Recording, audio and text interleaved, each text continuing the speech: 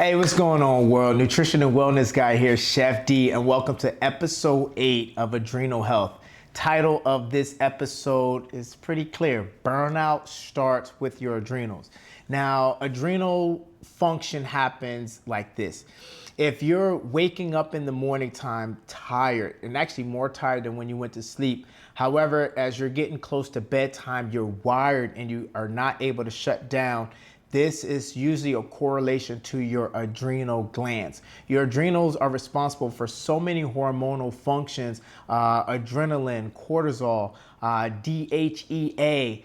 There's a few to name, but there's so many functions that your adrenal gland is responsible for. Even anxiety, depression, sadness, it is a correlation to your adrenal glands. So if you find yourself dealing with any of those that I just mentioned, and maybe you just want to get a better understanding how to support adrenal health, this is the episode for you. Before you fill out that prescription medication that you just received, or before you think you're broken or something's wrong with you, I want you to stay tuned as I uncover some functions of adrenal health, give you some red flags to be on the lookout for, some habits, daily habits, the healthiest way that you can start today. And also you can join us on our in-depth conversation with our guest, Dr. Dawson, today, as we uncover deeper adrenal health responsibilities and functions and better ways to support it.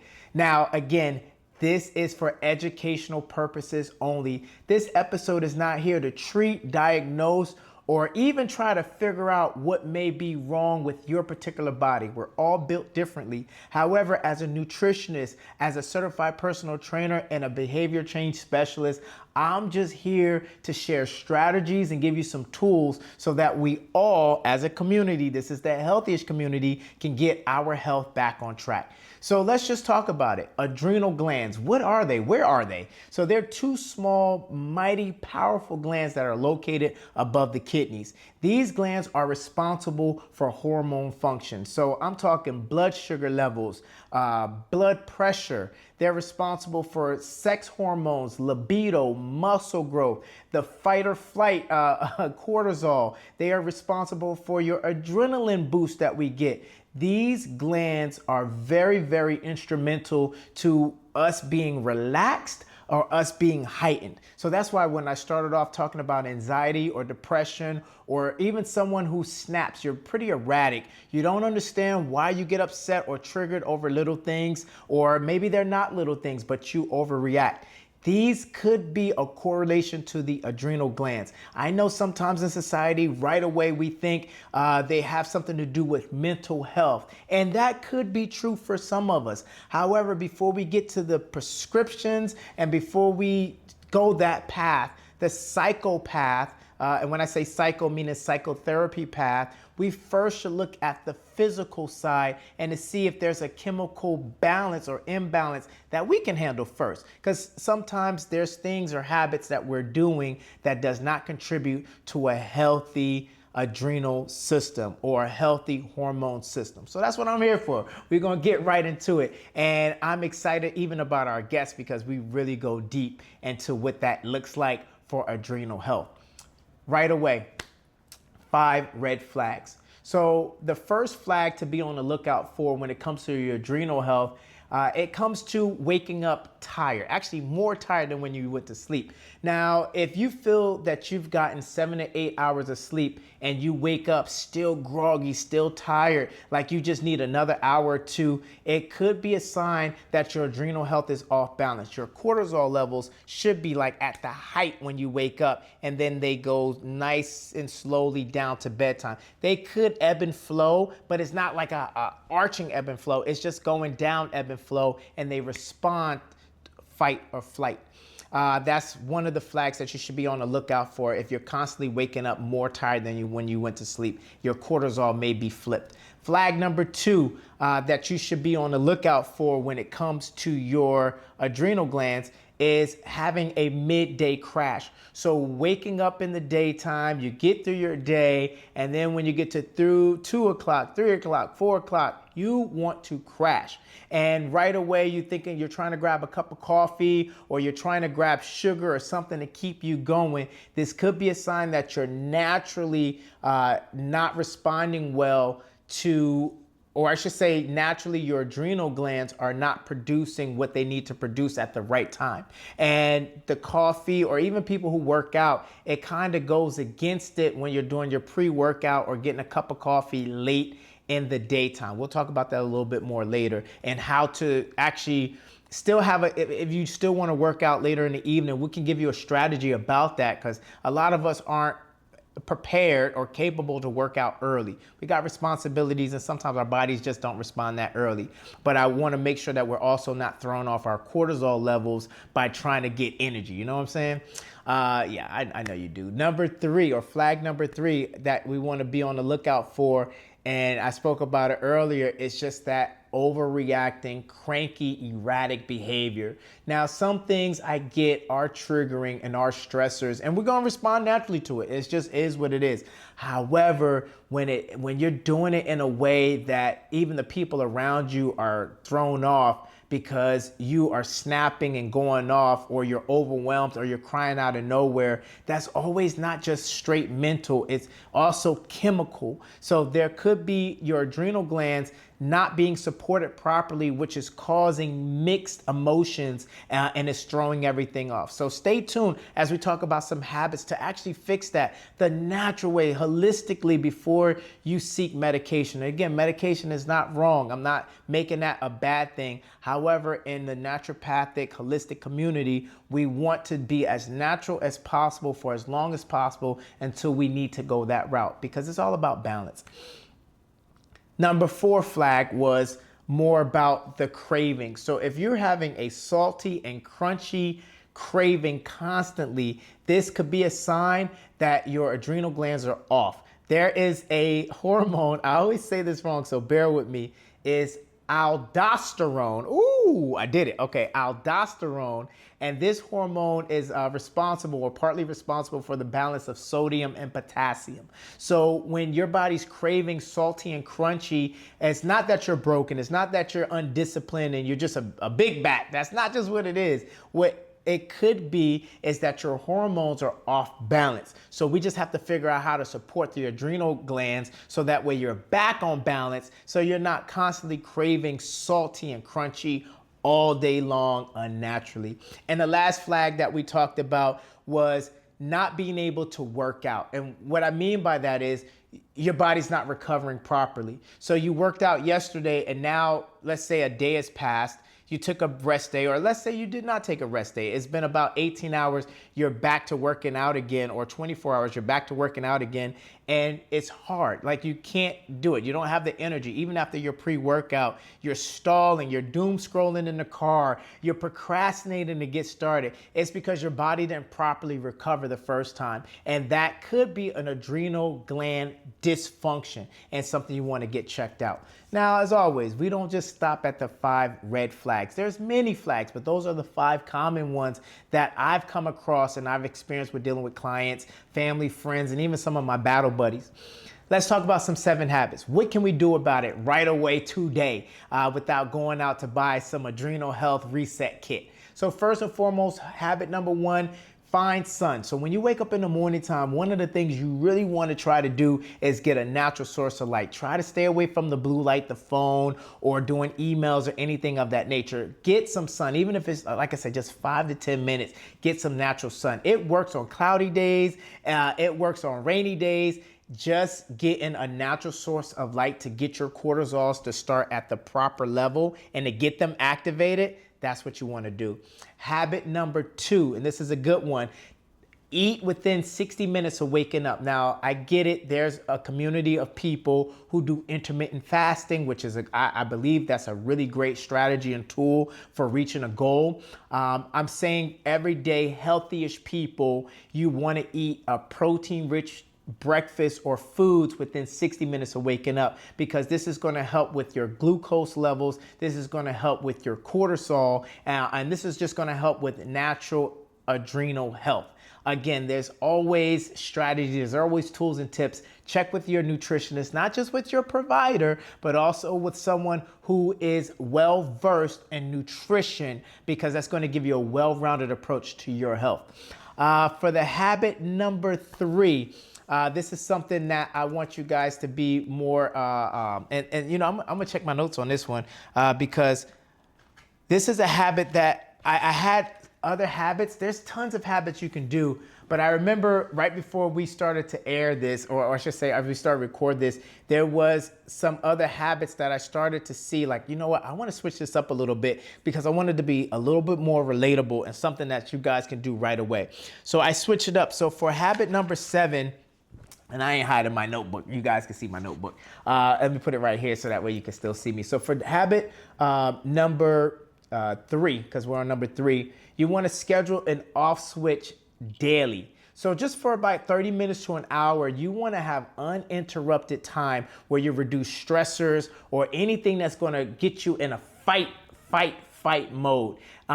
Easier said than done, but this is just a habit that you can work on. And again, really an hour a day is good, but if you can only squeeze in 30 minutes, even start with 15 minutes, where you allow your adrenal glands to understand that they're in a rest, relaxed state, you're going to be so much better off when it comes to mood regulation. Habit number 4, this was a fun one because this gets us outside of our box a little bit. Sip on an adaptogen tea. Now, there's plenty of adaptogens out there. Some of the common ones are ashwagandha, you have maca root, other things outside of that, you have holy basil. What I'm saying is find a tea that you can sip on, let's say midday, early evening, even licorice root tea. These things are going to help support a more calming effect, which supports your adrenal glands because it regulates the cortisol a lot better than finding a sugary or caffeine product.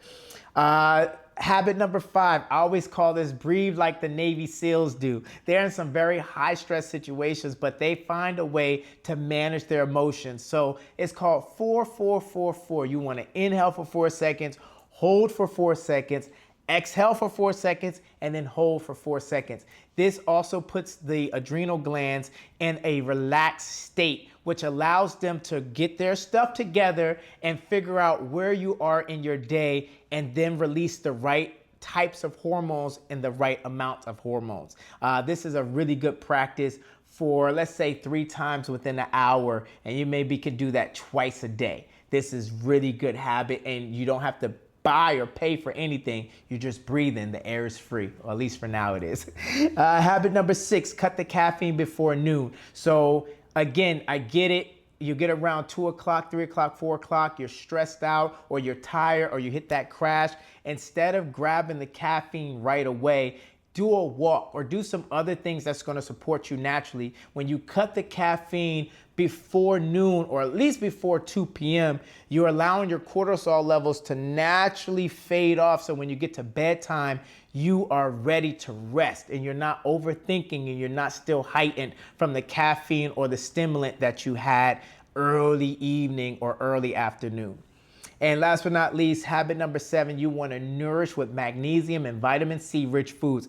Avocados, pumpkin seeds, bell peppers, oranges. These are great foods that you can incorporate. And again, I challenge you, I motivate you, go online, look up for other magnesium rich foods, look up other vitamin C foods. Those are just a few, and it can support your strategy. So that way you're on the right track to support your adrenal glands before you got the prescription, or even if you're on a prescription for mood, you can probably start to support or balance or wean yourself off, obviously with the support of the professional who prescribed it to you. But again, it's all about the healthiest way. It's all about mindset, movement, and moderation.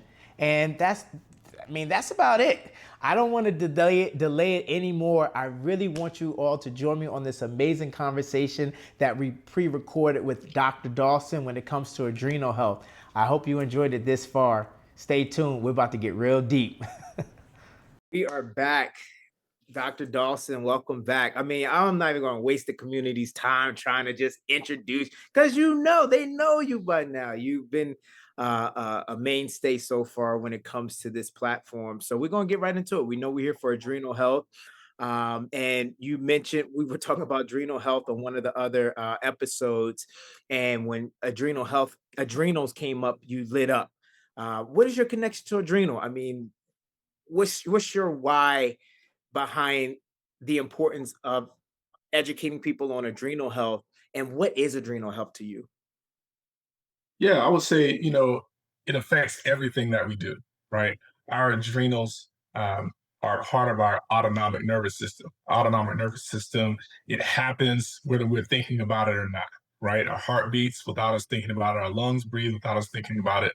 And the stress response, which our adrenals have a very significant influence with, um, it's a part of that autonomic nervous system, right? So when you are stressed, you either need to fight or run away, right? Your adrenals are going to push cortisol in order for you to do that. So all of us experience stress in our lives, whether that's good stressors like a newborn or a wedding or whatever that may be, to other very stressful points, right? Financial stress or mental emotional stress, depression, anxiety, those types of things. Um, that being said, in our society, I feel like we overdo stimulants like caffeine, which are terrible for our adrenals when we're under high stress. It's burning the candle at both ends, pedal to the metal, and it puts it into overdrive. Right. Okay. That begins to affect our sleep.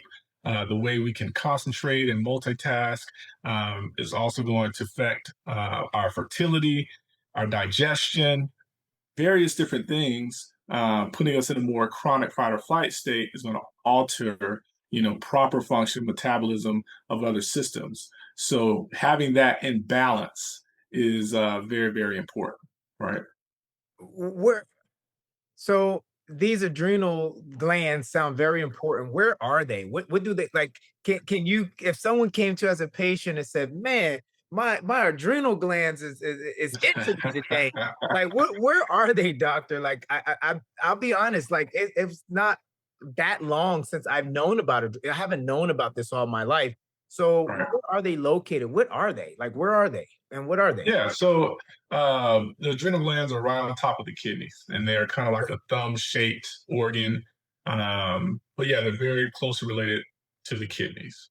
Okay, and they're obviously a hormone command center in a sense.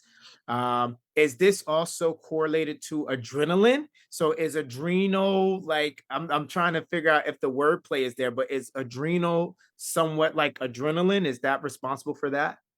Yeah, I mean, you can say that norepinephrine, epinephrine are kind of like the, you know, adrenaline hormones as well, along with cortisol, right? But the tie and the connection is the hypothalamus pituitary Hmm. adrenal axis, is what it's called. So your hypothalamus and pituitary are in your brain. Right. They release hormones that then stimulate your adrenals to release cortisol or your stress hormones. Okay. So that whole axis can be disturbed. And so there are nutrients and things that you can take to help balance that. But that's where the whole connection is with the fight or flight nervous system. It's coming between the hypothalamus pituitary to your adrenals. Yeah. Wow. We spoke about it a little earlier in the podcast as far as some red flags. What are other red flags, or what are some like how does someone know their adrenals are off? How do they know they're just not just tired or just cranky? Like how do they know it could be an adrenal thing? Since most Yeah, I mean, a lot of people notice chronic fatigue, right? That's one of the things. Another thing would be when you wake up in the morning, and within 30 minutes of you waking, you're still not awake and have energy. You feel very sluggish, right? So there's something called the cortisol awakening response. Okay. And that is when you wake up in the morning, your cortisol should spike, Mm, okay, within 30 minutes of waking. Now, that's the point where your cortisol should be the highest. You should have the most energy. You're refreshed, right? And then throughout the day, that cortisol should reduce.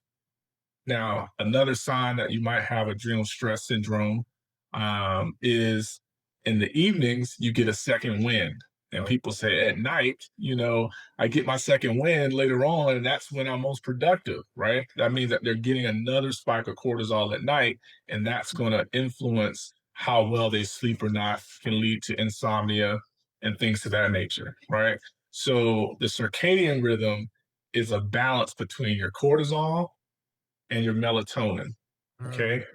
So if you're spiking cortisol in the morning, it decreases throughout the day. Melatonin should spike at night to put you to sleep and decrease throughout the night for the morning. Wow. So if you're getting another spike of cortisol later in the evening, you can see how that's going to disrupt your ability to fall asleep. And then there's obviously other things that can influence that as well, like blood sugar, right? So if you're sleeping at night and your blood sugar metabolism is off, that's a stressor to the body. So if your blood sugar drops too low, then your body says, alarm, alarm, wake up. We need something to balance the blood sugar. So that'll wake someone up in the middle of the night and alter that circadian rhythm as well, right? So an example of that, I had a pregnant patient who was having troubles with sleeping. And we were doing some acupuncture for her, but I started asking her about her diet. And so she said she would fall asleep but wake up in the middle of the night at the same time. And I said, you know what? Obviously, you're carrying another baby or another person inside of you. You know, just like babies wake up in the middle of the night to eat. That's right. Her nutrients is needed at that time too. So I was like, you know what? Have a protein shake right before you go to bed. Boom, she was good to go, right? Because it was balancing out her blood sugar and allowing her to stay stable throughout the night. So these were just some signs, right, that you can see that the adrenal stress response is happening.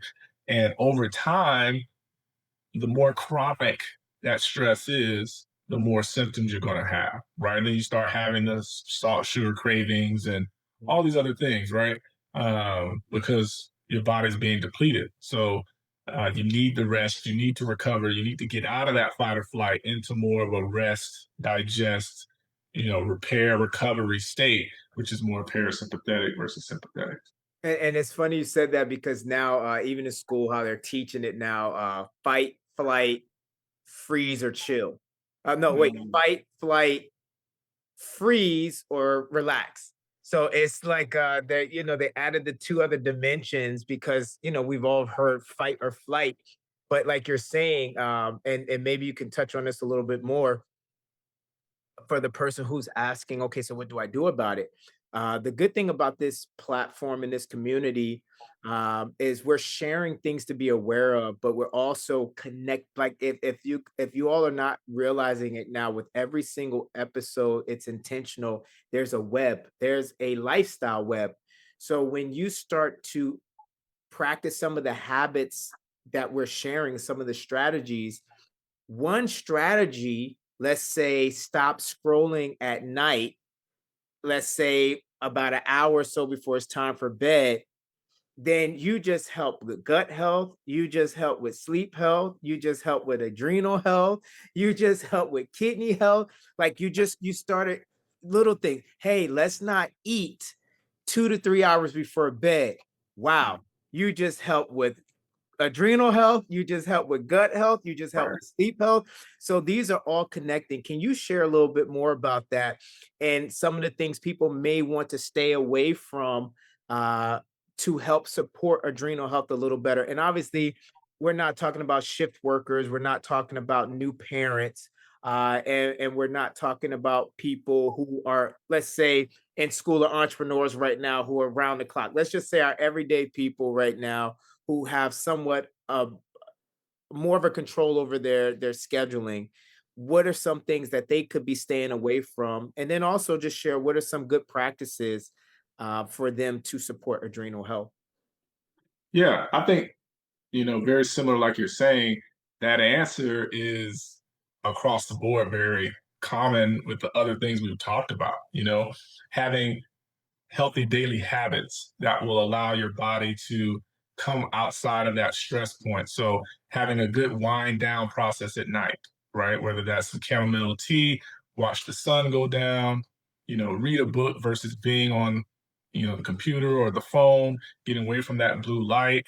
Um, but just really, having a process to calm the body down and get into a state of more what people may say zen, right? Yeah. To calm that nervous system down, reduce the stress and overstimulation, because a lot of that is what we have is overstimulation.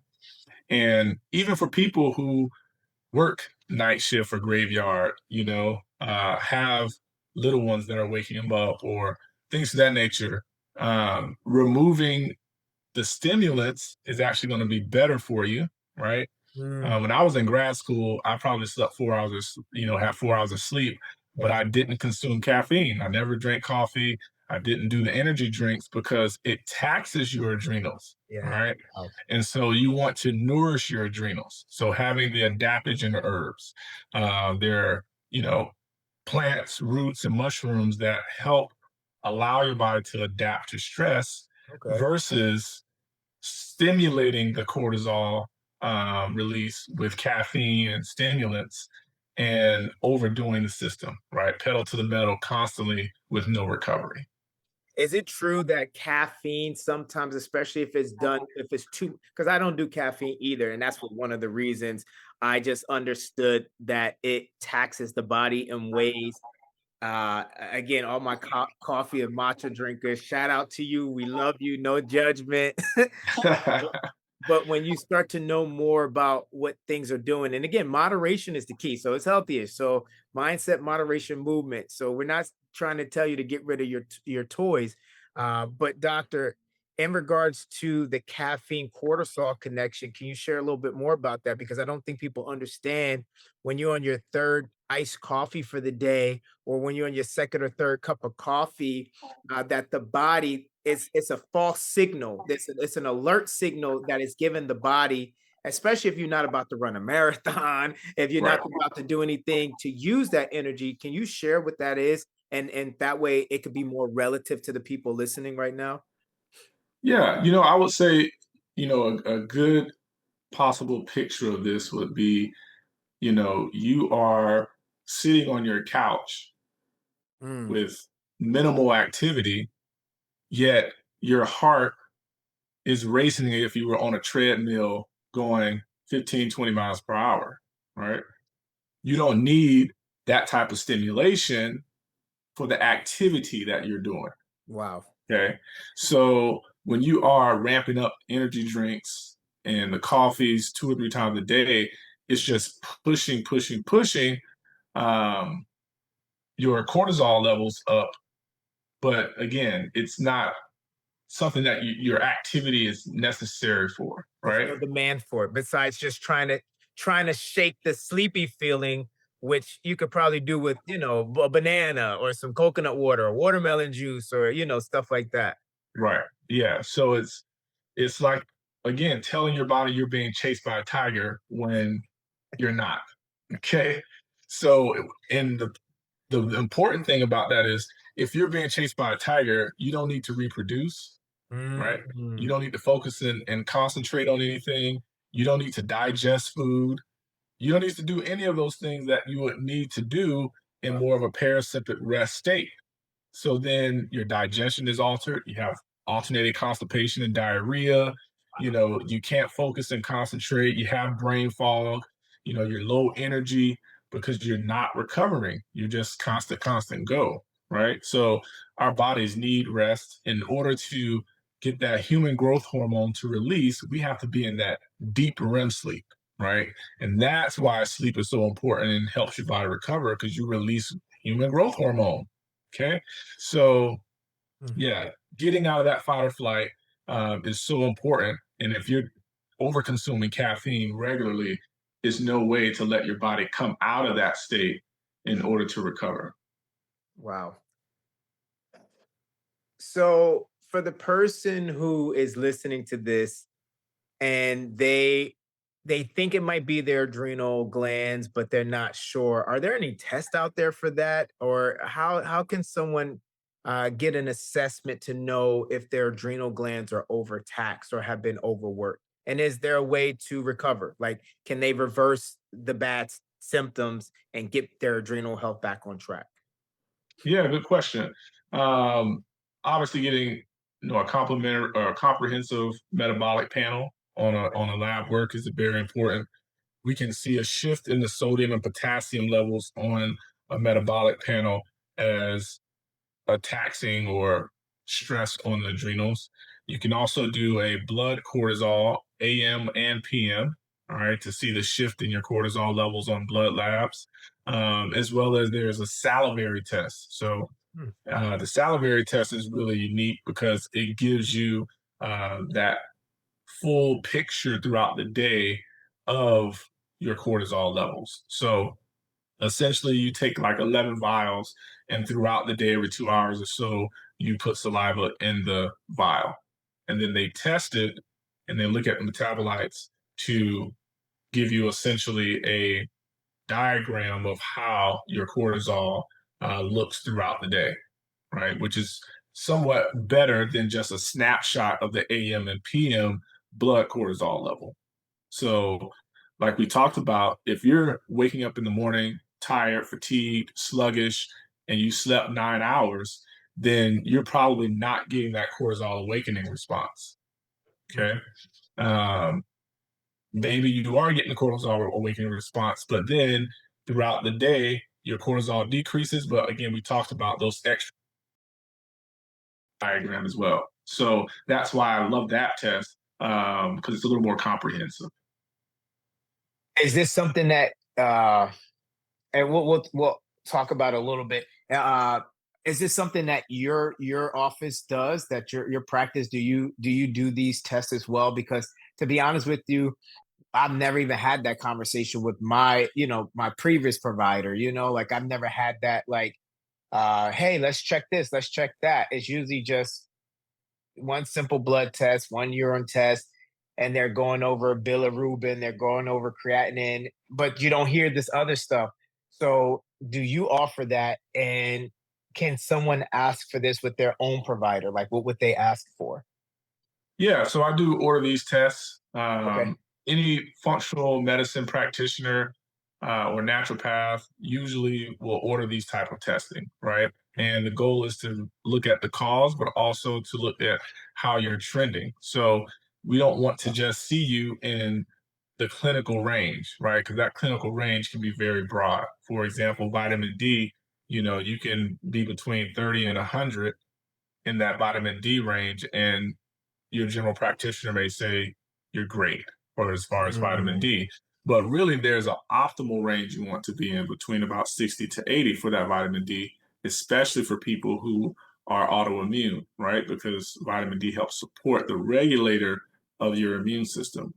So, like a functional medicine practitioner like myself, we want to see you in optimal ranges.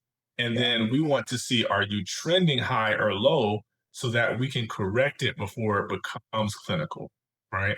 So Right. if you are 31 out of 30 to 100, you're low. You're just a couple points from being out of that clinical range on your vitamin D, right? So how about we support you with vitamin D before you go clinical? You see what I'm saying? Makes sense So yeah, to so raise everything up. Mm, exactly. So we want to balance things before they become a major problem. yeah. But obviously we can address crisis as well. So this doesn't sound like this is just a weight issue. So it sounds like someone could be in shape, like they could be the best shape of their life and have this issue. It doesn't sound like it's just someone who's out of shape or someone who's older. Uh, is this something that it doesn't matter what looks like on the outside? Someone could be dealing with this, and their adrenal health can be at risk, no matter how in shape they are. Yes, definitely. Okay. I mean, we all have stresses in our environment, so whether now obviously weight can be a stressor, Okay. okay, but it's not the only risk factor of having adrenal stress syndrome. So Gotcha. definitely, I mean, young, old, you know, Wow. overweight, skinny. I mean, athletes that are overtraining, overworking, and not getting recovery are putting their body into a stress state. Okay. So they can look Okay. amazing Like I've done some natural bodybuilding. Your body looks amazing on that day. But depending on the type of prep you've had, how Wow. strict you were with your diet, how much cardio you were doing, how much, of a cut you had to do to get to the place where you're at could have been a major stress, right?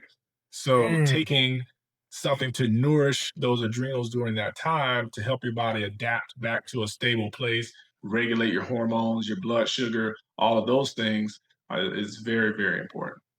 Wow, thank you for saying that. I had here in my notes in regards to the correlation of excessive working out without enough recovery, because we spoke about it before, and when I say spoke about it before, we talked about your cortisol is heightened when the body has an alert that there's a need. So strength training is a stressor that the body's going to have to respond to, because adrenaline, and correct me if I'm wrong, adrenaline only lasts for like 2 to 3 minutes. The burst of it is Mhm. people see the athlete. "Ah!" You have a boost and a burst, but that adrenaline is not elongated. It's not a long adrenaline because the glands don't work that way. Is that somewhat right, or can you speak to overworking out and also recovery and adrenaline? Yeah. Yeah. I mean, your body is going to respond to that stressor in the time frame that it is in, right? So Okay. you're going to get a burst of that, which, depending on how much of stress that is and how much of that hormone needs to be released, it's going to slowly decrease, just like a half life of a medication in your system, right? Mm, So as you use those hormones, your body filters them out, right, as metabolites. And that's why we can test them in the urine, the spit, the blood, right? Um, and for an athlete who isn't recovering and they're overtaxing their body, it begins to catch up with them, right? So okay. then, like I said, their digestion is off. So when they do eat the nutrients to try and recover, they may not absorb it as well, Mm, and their metabolism is off. Their hormones can be off. So therefore, it will still affect their recovery, their strength, their performance, and it can lead to detrimental things afterwards. Like you see some of the women, long distance runners or bodybuilders that are losing a lot of body fat, right? That's a mm, stress to the body to the point to where they lose their period because then you need fat to make hormones. So you're not having enough to produce your sex hormones. So they stop having a period, right? So then after that, they have to take some time to allow their body to recover. And if they don't do that, then again, their hormones are still shifted off. They have metabolic issues, which can lead to other conditions. Yeah. wow. And speaking of the period, wow. Is there any truth? I had a question that came up. What is the connection between adrenal, or I guess hormones, and libido, or drive? So is there a fact that your adrenal glands can be so overworked that it affects your sexual glands, or it affects your happy glands, or I should say your serotonin, your dopamine? Can that be so affected that other stuff gets affected? And if so, can you break it down so us common folk can get it? Yeah, again, on a basic level, right? If you're running from a tiger, you don't need to make a baby, right? Mm, So there's the mother hormone called pregnenolone. Okay. Pregnenolone creates DHEA, which then creates your two sex hormones, your estrogen and your testosterone. Right. okay.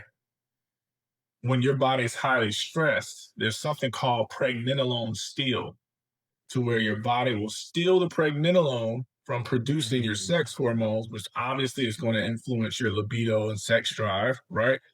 To create cortisol so that your body can then adapt to that stress or fight or flight, right? So that wow. pregnenolone steal is essentially that. When your body's too stressed, it's like it's more important for you to adapt to this stress, which can kill you, versus make a baby. Mm, So we're going to take it from here and create that. So the body's intelligent. This is an wow. adaptive, intelligent response. The Wow. magnificence that your body knows when to do these things. So it's not, man, my body's messed up. No, your body is adapting to the environment that is in. Mm, Okay. So totally, if you're highly stressed, libido, some people have or men will have erectile dysfunction, things of that nature because their nervous system is so wound up. You need to be in more of a parasympathetic state versus sympathetic state in Wow. order to do that, right? So calming the Wow. nervous system down, reducing that stress will help regulate that. Yeah. Wow. And it sounds like there's a connection to eating. So if your cortisol is higher, because what it sounded like, doctor, and correct me if I'm wrong, that the adrenal gland, it sounds like the body's going to prioritize cortisol over any other gland, or it's going to be high prioritized pretty highly because it is the, I guess, the protector gland. Like, it's going to make sure that we're able to respond to the environment. So what is the connection to your adrenal glands being off, or your cortisol levels being off, and eating? Does it cause you to crave and eat more than usual? I mean, it would be that again, if again, I just use the tiger situation. You're being chased by a tiger, right? Your Mhm. metabolism is going. You need more ATP to produce more Mm, energy in order to run away. that's the connection. Got it. So, Wow. of course, like if you're stressed out, it depends on the coping mechanism and Mhm. what you're eating and if you're getting proper nutrients. But yeah, you see people crave sweets and salty things, or that because of that whole potassium sodium balancing there. But Yeah. um, in general, they will probably stress eat as a coping mechanism. So, Wow. but as far as the need that is there, I would say, if it needs to create more ATP to produce energy in order to fight the stress or, adapt, then of course. Yeah. Wow. Wow, I appreciate this. This was good. This was really good. As we bring this to a close, what this is in this moment, doctor, just do you mind sharing what are just some good practices that you do, some good practices you're sharing with? I know you're saying you stay away from the caffeine. I know we spoke about just winding down. Do you mind sharing some foods that you eat and foods that you recommend to others that you believe do support whole health with, the adrenal glands benefiting from that? And do you mind sharing like a habit or two? So maybe a couple of foods or herbs that you are like go-tos, and then some behavioral or lifestyle things that you do actively that you believe also contributes to just overall good health and good adrenal health. So what are some things that Yeah. can start? Yeah, I mean, for me personally, I do take an adrenal support, Okay. which is a blend of herbs that help your body adapt. So Okay. many people have heard of ashwagandha, right, Hmm. which helps bring the body, at a level of ease, reduce stress. Ginseng is a really Okay. great adaptogen herb, also help increase focus and reduce stress. Um, the reishi mushroom is also good, and that helps balance even immunity. Um, and so these things Wow. will, as a blend, help your nervous system. And then I also just try to regulate my blood sugar. I think that's a big one, right? So eating the proper nutrients regularly. So I set my macros up, my protein, carbs, and fats, depending on what my fitness goals are. But I try to regulate my blood sugar because that influences again your Wow. adrenals. It also influences your thyroid and metabolism, and then getting adequate sleep. So I Okay. talked about in grad school only getting 4 hours of sleep, but that again, it's a period of time. That's not something you want to do all the time. Fact. But for me, I try to get adequate sleep, adequate rest to allow my body to recover. And then I also do things to help relieve tension and stress in my body, right? So working out for me is therapeutic. Yeah. Okay. Helps me get into a place in my mind where I'm not focused on so many other things.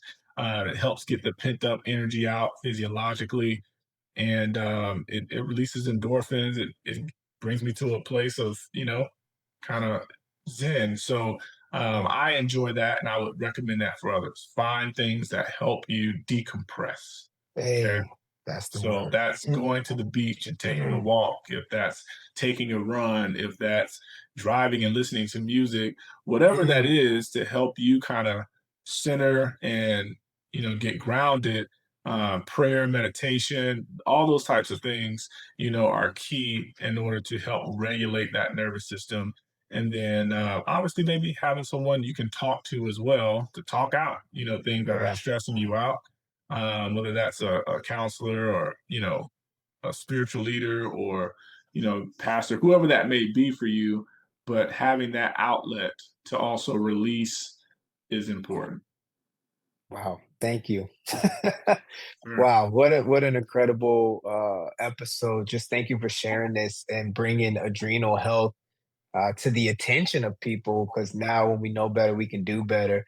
And how can people get in contact with you? I know you're on social media. I know you have your own practice. Do you mind just sharing how they can I'll put it in the description, but how can they get in touch with you? Yeah, that's at DR in my first and last name, Jonathan Dawson, on Instagram. And then dawsonshealthsolutions.com. There we go. Hey, and remember, health is wealth, and we're just here to make sure y'all getting paid. Until next time, yum on. Man, thank you for being on here.